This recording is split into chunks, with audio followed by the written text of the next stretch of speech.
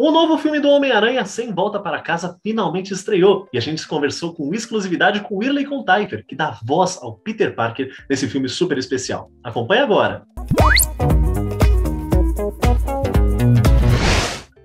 Antes de tudo, quero entender como surgiu o convite para dar voz ao Peter Parker. Você já dublava antes coisas do Tom Holland ou surgiu especificamente para o herói Homem-Aranha?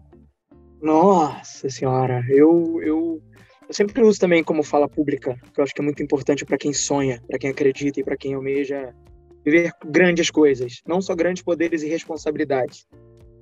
Mas eu tenho comigo que em 2016, exatamente isso, que foi justamente o período de audição para Capitão América Guerra Civil, já tinha sido ouvido um trio de atores para isso, que normalmente na dublagem, o teste de dublagem é estabelecido pela escolha de 3 pessoas que possam atender a uma voz, a um match, a quem possa talvez alcançar o match. Eu não fui a primeira, nem a segunda, nem a terceira voz correspondida para isso. Tranquilo. Já estava meio que tudo ali naquele grupo de coisas, né, naquele acontecimento. As 2 bandeiras máximas desse tratado, que é a Marvel e a Sony, né, decidiram pedir, não num formato inédito, nem único, mas raro, mas uma voz. Porque normalmente em 3 vozes as pessoas se localizam, se encontram. Mas eles estavam com uma dúvida, eles queriam mais uma voz para poder balancear. Sérgio Cantu estava liderando isso, porque era o diretor da Marvel ali, daqueles projetos na Delarte naquele tempo. E ele foi questionar Manolo Rey, a primeira voz do Homem-Aranha no cinema, a voz do Tobey Maguire. E sendo o Sérgio Cantu a voz do Andrew Garfield, faz sentido que a teia tivesse estabelecida para um alinhamento. Como não escolher uma voz para o terceiro Homem-Aranha sem passar pelo segundo e pelo primeiro Homem-Aranha do cinema? Então eles se juntaram a isso. É muito engraçado que o Sérgio, dado todo o amor que a gente tem em troca, que ele é como se fosse um irmão mais velho para mim, né? E ele chegou e falou assim, cara, eu duvidei quando o Manolo falou o teu nome. Porque você estava num momento onde você estava promovendo Tartarugas Ninja, e eu sou a voz do Michelangelo nas Tartarugas Ninja no último projeto de cinema. Santa Tartaruga, irmão! Já viu aquele vídeo do gato tocando piano com o pauzinho? Ai, irmão! E como que uma pessoa que tá nesse hype, que tem é praticamente um gêmeo de personalidade, como o Michelangelo é pra mim, e se encaixando naquela coisa, né, conversada aí, sofrida do Homem-Aranha, o ator. E aí Manolo falou assim, confia nele. Dirige ele. E aí eu fui chamado para isso. O Sérgio Cantu me levou para o segundo andar da Delarte. Antes de entrar no estúdio, ele me mostrou o Manolo, que estava dirigindo. Aí ele falou assim, aqui, Manolo. Ele, presta atenção, vai em cima do original, ouça, faça. Vai dar tudo certo. Vai lá, tio. Que ele tem essa mania de chamar de tio. Eu, claro, sempre, tio. Tranquilo. Não, isso aqui ainda não. Mas aí eu fui para outro estúdio do lado, e aí o Sérgio pegou uma folha em cima da mesa e eu comecei a olhar para as câmeras, tipo... E aí ele falou assim, você vai fazer teste para isso aqui. Teste para Peter Parker / Homem-Aranha. Eu... Não, você tá brincando. Não. Mentira. Para. Todo o processo mesmo de me manter são e ao mesmo tempo focado ou não tão nervoso pela prática quase diária de dublagem, voltou para se esvair diante de mim. Eu tremi, o coração acelerou, me deu uma arritmia sem tamanho, sem precedentes mesmo. E era a cena do Homem-Aranha chegando em casa, depois da bandeira do Queens, em Capitão América Guerra Civil. May, tem um carro enorme parado lá fora. Oi, eu sou o Peter. O que você tá fazendo aqui? Aquela cena, sabe? Sobre a bolsa. E aí eu fiz aquilo e falei, nossa, o Sérgio me falou, vamos esperar, o resultado sai por alguns dias. Veio o trailer do Capitão América Guerra Civil, que ele falava, oi galera, eu não fiz. Falei, quando eu tô dentro de um trem indo pra trabalhar, vi que eu tinha uma chamada perdida. Quando eu vejo era Sérgio Cantu, tinha uma mensagem no WhatsApp. Entrei no WhatsApp, eu queria te falar por telefone, mas não consegui. Você é a nova voz do Homem-Aranha. Dentro de um trem. Que coisa é essa que o Homem-Aranha tem coisas com o trem? Que ligação é essa? Absurda. E eu não caí, mas já era o efeito da teia, porque eu treinei naquele momento. Em 2016, todo mundo muito distante de viver o que a gente está vivendo hoje, o efeito pandêmico. pura e simplesmente, todo mundo me segurou ali, na força da fé. Eu só faltei fazer como o próprio Tobey Maguire, naquele filme, naquele volume único, acho que é o Homem-Aranha 2, se não me engano. Só faltou ser carregado pelas pessoas assim por cima, assim no trem, sabe?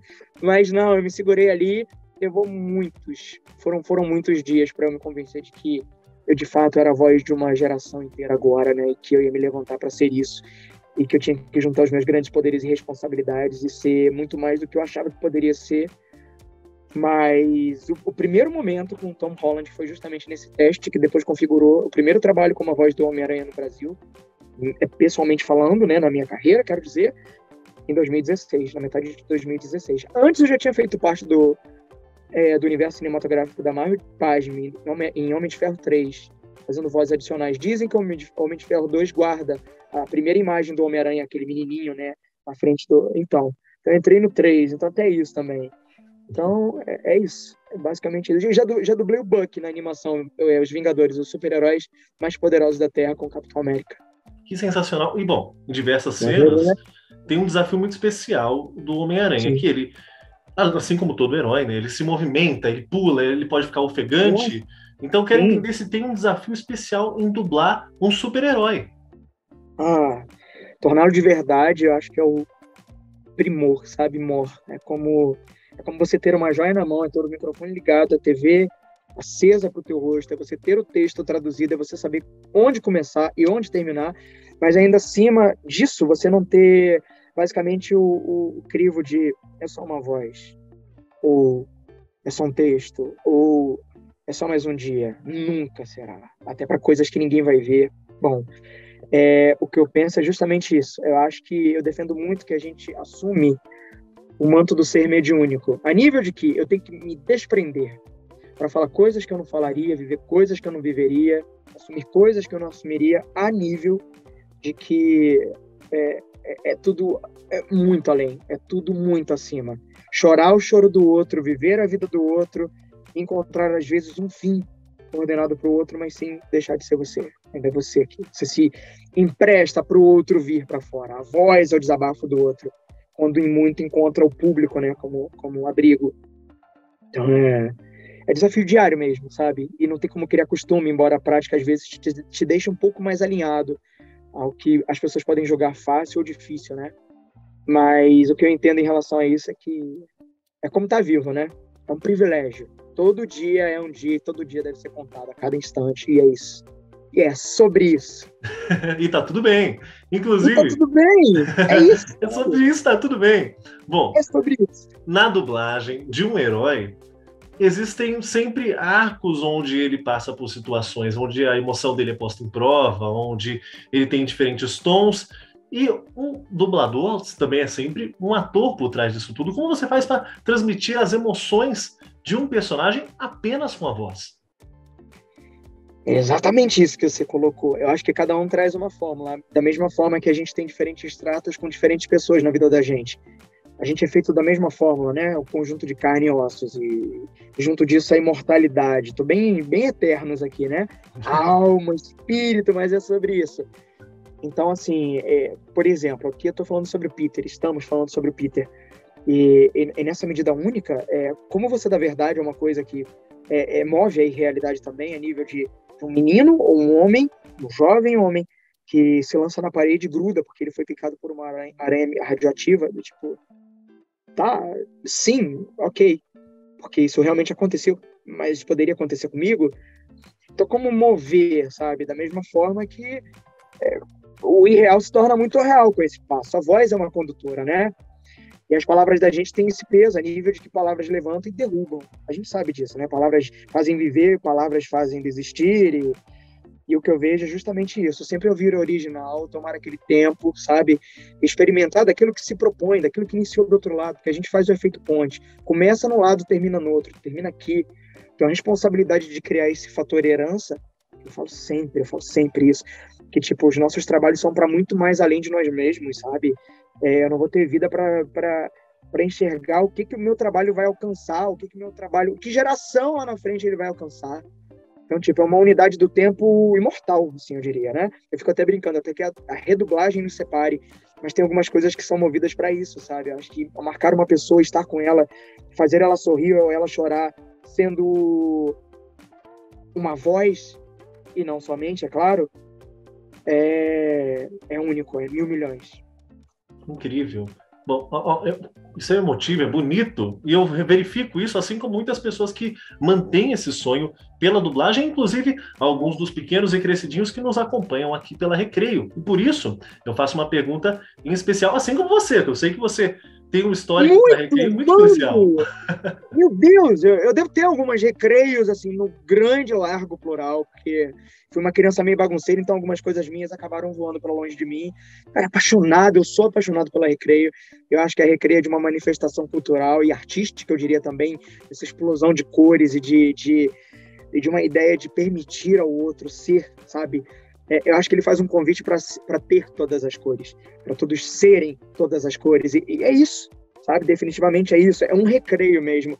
Abrir a Recreio, para mim, sempre foi símbolo disso, de uma trégua e de medir, às vezes, uma vida meio dura, de questões meio apertadas e tipo, nossa, eu tenho esse recreio nas mãos.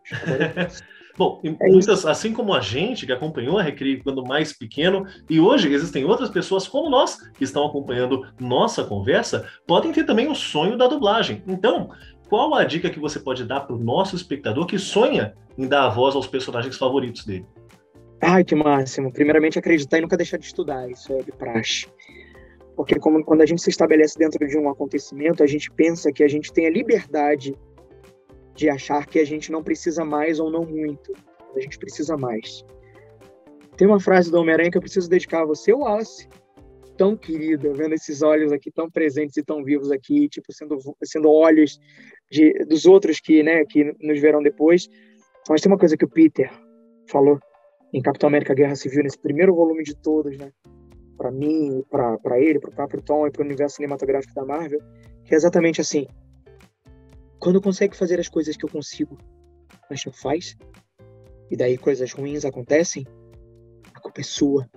Homem de Ferro ouviu isso primeiro, e eu sei que vocês ouviram isso em algum canto, talvez, e o que eu tenho a dizer é justamente isso. Dentro desse uniforme, dentro dessa passagem, né, através do tempo, estamos ultrapassando o período pandêmico, aliás, eu espero que sim. Eu ainda sou um dublador quarentenado, ainda por cima, eu tenho sido diretor também nesse tempo. O que eu posso colocar além disso, entendendo que o dublador é um ser ator, da mesma forma que o homem que faz, a mulher que faz, o artista que está na TV e compõe, às vezes, uma linha de realizações na TV, é um ator em TV, o do teatro é um ator em teatro, o do cinema é um ator em cinema, e tem outros que são atores em grandes esferas, em todas elas. Eu sou um ator em dublagem, o que me faz ser dublador. Estudei para isso, estudei todos os módulos que eu poderia naquele tempo. Eu comecei com 14 anos de idade a dublar profissionalmente, mas a amar a dublagem, embarcar nisso e me nutrir de estudo antes ainda. Então, assim, é metade da minha vida empregado nisso. Eu aqui em 2021 tenho 31 anos. Eu tenho 16 dublagens, metade da minha vida ao certo, metade da vida dedicada ao outro. Então, quando a gente faz dublagem, a gente tem que entender também que a gente está dando vida para o outro, mas sendo vida pelo outro, para o outro, não é para mim. O que eu ganho de reconhecimento é um termômetro para eu saber, bom, é isso. Então eu tenho que ir mais por aqui e eu tenho que deixar isso para trás e seguir em frente com isso. É para o outro, o dublador é um servidor público. O dublador vive, né, para realizar coisas que a gente precisa contar. Somos contadores de história e não somos imitadores ou não temos só uma nomenclatura que envolva. Ele é bom, ele tem uma voz bonita, todas as vozes têm protagonismo nesse mundo e nesse tempo, né? Mas uma coisa, Wallace, que eu recomendo muito para as pessoas e que as pessoas não falam tanto, que eu acho que é de suma importância a gente estabelecer, sim, seu dedinho me lembra que eu tenho que fazer isso, mas isso, exato, é ser gente. Sejam gente, mesmo sem deixar para trás isso como uma regra absoluta, a nível de, nossa, hoje eu preciso ser mais gente do que ontem. Hoje eu preciso me importar mais com o outro do que ontem. Porque não tem como você medir uma linha de sensibilidade tamanha, onde somente a sua voz vai chegar no outro com todos os acréscimos do ser físico que está ali na tela, se você não tiver um coração realmente para que isso se transmita e se transmute a tua garganta, as tuas cordas vocais, a nível de, nossa, a ponto de uma vez alguém ter dito, eu escutei a batida do teu coração no teu trabalho. Então é isso, é não medir consequências para ser tudo que você pode ser, porque é para alguém que um dia pode precisar e para quem não precisa também. Eu já ouvi muito sobre isso. Nossa, você foi cura no momento onde ninguém poderia dizer melhor coisa. Não era eu, era ele. Era o personagem, era o Peter, era o Michelangelo, era qualquer outro. Tinha minha voz, então eu tava ali junto. Então é ter esse grande passo de, com grandes poderes, vem grandes responsabilidades.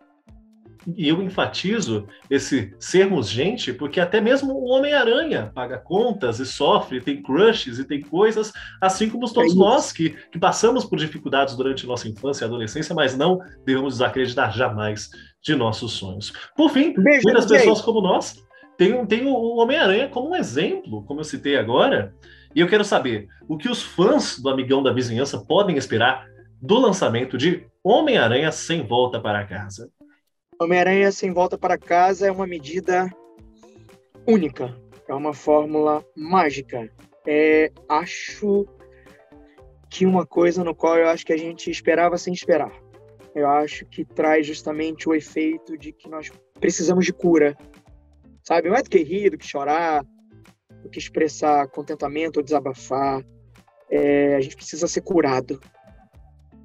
Embora esse seja um volume que antes de curar machuca, que como o Tom muito bem expressou na sua vez de falar sobre esse é um volume sombrio, até triste, ele é um símbolo de uma carta de amor, como eu componho vez ou outra sobre coisas importantes.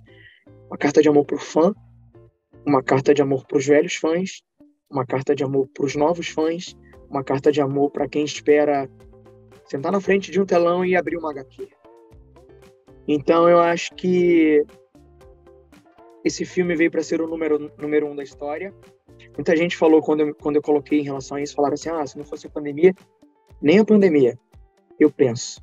Porque eu acho que essa é uma grande medida de reaquecimento do cinema mundial, a nível de que as pessoas estão se programando para isso. Eu não vou ao cinema desde março de 2020, com tanta vontade de assistir Eternos, Venom, Duna, e eu vou para assistir Homem-Aranha junto com o elenco, Sem Volta para Casa, o filme, e isso é um efeito programador já de tanto tempo, sabe? Ando aqui vacinado, me cuidando e cuidando dos meus, que corre ao meu redor um grande grupo de pessoas que são vulneráveis. Eu penso que o Homem-Aranha fez bem o seu dever de casa. Encerra a trilogia de Volta ao Lar com tudo que as pessoas sempre cobraram dos melhores Homens-Aranha, quando não Tom, no ponto de vista de quem colocava. O Tobey é melhor, o Andrew é melhor, e o Tom sempre ficava sobre uma visão de que ele tem muito que aprender, porque todos os que passaram têm coisas que ele não tem. E ele traz nesse volume aí, no protagonismo, né, do Tom Holland, aquilo que, porventura, podem ter soprado no ouvido dele.